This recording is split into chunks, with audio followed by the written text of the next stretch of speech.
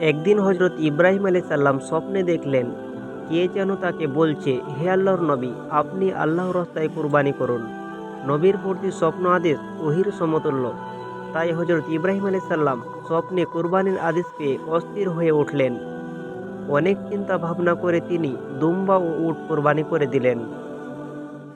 দ্বিতীয় রাতে তিনি আবারও স্বপ্নে দেখলেন একজন তাকে বলছে, হে নবী, আল্লাহর রাস্তায় কুরবানি করুন। এবারেও নবী 200 উট কোরবানি করলেন। অতঃপর তিনি তৃতীয় রাত্রেও একই স্বপ্ন দেখলেন। তৃতীয়বারেও তিনি 200 উট কোরবানি করলেন। তারপরে চতুর্থ রাতে তিনি স্বপ্ন দেখলেন কে যেন তাকে বলছে, হে আল্লাহর নবী, আপনি আল্লাহর রাস্তায় আপনার প্রিয় সন্তানকে কোরবানি করুন। এবারে স্বপ্ন দেখে তিনি হতবুদ্ধ হয়ে গেলেন। সন্তান বলতে হজরত ইসমাইল আলাইহিস সালাম ব্যতীত আর কেউ নেই। সে সন্তান তার নির্বাসিত মাতার নিকট থাকেন। নবী তাদের সাথে তেমন সম্পর্ক পর্যন্ত রাখেন না। এমত অবস্থায় এখনও এক চরম পর্তাদেশ কিভাবে তিনি কার্যকর করবেন এ ভেবে তিনি অস্থির হলেন। ভোরবেলা নবী সায়রা বিবির নিকট তার স্বপ্নের কথা আলোচনা করলেন। সায়রা বিবি নবীকে অস্তিত্বর এই পর্তাদেশ কার্যকরী করার জন্য বিশেষভাবে অনুরোধ করলেন। হজরত ইব্রাহিম আলাইহিস সালাম অত্যন্ত ভারাক্রান্ত মন নিয়ে মক্কার পথে রওনা হলেন। সঙ্গে তিনি একখানা ছুরি ও কিছু রশ্মি নিলেন। মক্কা পৌঁছে তিনি হাজিরার অস্তনায় গিয়ে বসলেন। সেখানে কিছু সময় বিশ্রাম নিয়ে হাজিরাকে বললেন, তুমি ইসমাইলকে ভালো পোশাক পরিয়ে আতর গোলাপ লাগিয়ে উত্তম রূপে সাজিয়ে দাও। ইসমাইলকে নিয়ে আমি এক দাওয়াতে যাব। সম্পর্কবিহীন পিতা পুত্রের মাঝে নতুন করে গভীর সম্পর্ক হতে যাচ্ছে দেখে হাজিরা অনেক খুশি হলেন এবং ইসমাইল আলাইহিস সালামকে উত্তম রূপে সাজিয়ে দিলেন। হজরত ইসমাইল আলাইহিস সালাম এর বয়স ছিল তখন 9 বছর। দেখতে ফুটফুটে সুন্দর ছিল। হজরত ইব্রাহিম আলাইহিস সালাম পুত্রকে নিয়ে রওনা হলেন।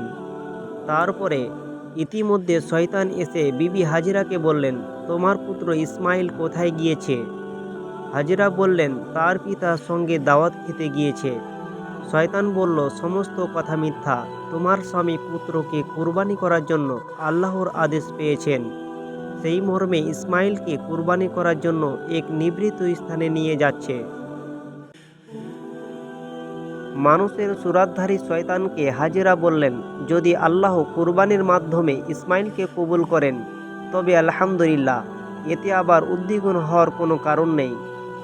শয়তান যখন এখানে কোনো সুযোগ করে উঠতে পারলেন না, তখন হজরত ইব্রাহিম আলাইহিস সালাম এর নিকট গিয়ে পেছন থেকে ইসমাইল আলাইহিস সালামকে বলল, ইসমাইল, তুমি কোথায় যাচ্ছ? ইসমাইল আলাইহিস সালাম বললেন, আমি পিতার সঙ্গে দাওয়াতে যাচ্ছি। শয়তান বলল, ঠিক আছে, কিন্তু কোনো খাবারের দাওয়াতে নয়, আল্লাহর নির্দেশে তোমাকে কোরবানি করার দাওয়াত। একটু পরে তোমার গলায় ছুরি চালিয়ে আল্লাহর নামে কোরবানি করা হবে।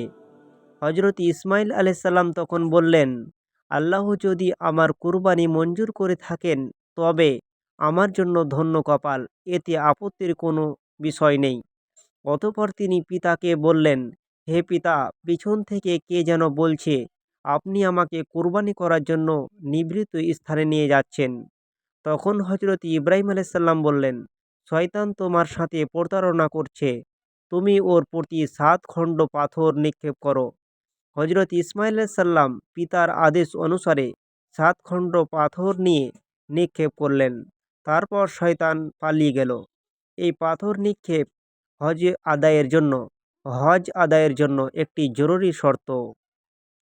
হজরত ইব্রাহিম আলাইহিস সালাম মিনার এক নিভৃত স্থানে গিয়ে থামলেন এবং পুত্রকে বললেন, হে আমার সন্তান, আমি 4 রাত ধরে স্বপ্নের যোগে কুরবানি করার আদেশ পেয়ে আসছি। আমি সেই পরিপ্রেক্ষিতে 600 উট কুরবানি করেছি। শেষবারে আমার প্রিয় সন্তানকে কুরবানি করার আদেশ পেয়েছি। তোমাকে আল্লাহর নামে কুরবানি করার উদ্দেশ্যে এখানে নিয়ে এসেছি। হজরত ইসমাইল আলাইহিস সালাম পিতার মুখে এ কথা শুনে বললেন, আলহামদুলিল্লাহ, আল্লাহ এই রূপ নির্দেশ আমার জন্য সৌভাগ্যর দ্বার খুলে দিয়েছেন। আমাকে আল্লাহ কবুল করেছেন, এই জন্য আমি অত্যন্ত আনন্দিত। আরেকটা জিনিস, আপনি এই কাজ সমাধান ক্ষেত্রে আমাকে ধৈর্যশীলদের মধ্যে পাবেন। আপনি আর বিলম্ব না করে আল্লাহর আদেশ অনুসারে কাজ আরম্ভ করুন। হজরত ইব্রাহিম আলাইসাল্লাম বললেন, ইহা আমি কিভাবে সমাধান করব? হজরতে ইসমাইল আলাইসাল্লাম উত্তরে বললেন, প্রথমে আপনি আমার হাত পা বেঁধে নিন, পরবর্তীতে আমাকে বিপরীত দিকে কাত করে শুইয়ে দিন, যেন আপনি সরাসরি আমার মুখ দেখতে না পান। তারপর আমার গলা দেশে ছুরি চালান করুন, এতে আপনি অবশ্যই কৃতকার্য হবেন। তৃতীয়ত, আমার রক্ত ভেজা কাপড়গুলো মায়ের কাছে পৌঁছে দিবেন, তিনি এগুলো দেখে খুশি হবেন এবং আমার কথা স্মরণ করে কিছুটা স্বস্তি লাভ করবেন, কারণ তার আর কোনো সন্তান নেই।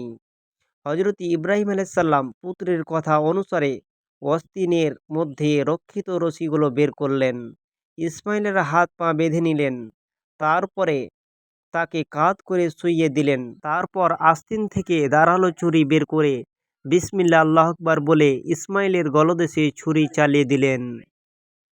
কিন্তু তার ছুরি চালানোই কোনো কাজ হলো না। সেই ছুরি ইসমাইল আলাইসাল্লামের চামড়ার কোনো ক্ষত সৃষ্টি করতে পারল না। ইসমাইল আলাইসাল্লাম তখন পিতাকে বললেন, হে প্রিয় পিতা, সন্তানের মুখের দিকে তাকিয়ে তাকে জবাই করা অত্যন্ত কঠিন কাজ। এই কাজ হয়তো আল্লাহ তাআলা পছন্দ করছেন না। অতএব আপনি কাপড় দিয়ে আপনার চোখ দুটি বেঁধে নিন, যাতে আমার চেহারা আপনি না দেখতে পান। তখন আপনার চেষ্টা অবশ্যই কাজে আসবে। হজরত ইব্রাহিম আলাইসাল্লাম ইসমাইল আলাইসাল্লাম এর পরামর্শ অনুসারে নিজের চক্ষু দুটি বেঁধে নিলেন এবং ইসমাইল আলাইসাল্লামকে আবারও কাত করে শুইয়ে দিলেন। তার উপর বিসমিল্লাহ বলে ছুরি চালালেন। আল্লাহ তাআলা তার নবীর শেষ পরীক্ষার সফলতা দেখে সন্তুষ্ট হলেন। আল্লাহ তাআলা জিবরাইল আলাইসাল্লাম এর মারফত বেহেশত থেকে আনা এক দুম্বাকে জবাইয়ের মুহূর্তে ইসমাইল আলাইসাল্লামের স্থানে শুইয়ে দিয়ে ইসমাইলকে একটি দূরত্বে দাঁড় করিয়ে রাখলেন, যার সামান্য লেশ মাত্র বোঝা নবীর পক্ষে সম্ভব হয়নি। হজরত ইব্রাহিম আলাইসাল্লাম জবাইয়ের কাজ সুস্পষ্টভাবে সম্পন্ন হয়েছে ভেবে আলহামদুলিল্লাহ পাঠ করলেন এবং চোখের কাপড় খুলে ফেললেন। তখন তিনি চোখে যা দেখলেন তা তার বিশ্বাস হলো না। তাই তিনি একবার চোখ দুটি হাত দিয়ে মুছে চতুর্দিকে বাস্তব দৃশ্যভাবে দেখে তিনি খানিক নিঃসন্ত হয়ে দাঁড়িয়ে দেখলেন হজরত ইসমাইল আলাইহিস সালাম নির্বাক হয়ে পিতার দিকে তাকিয়ে রইলেন।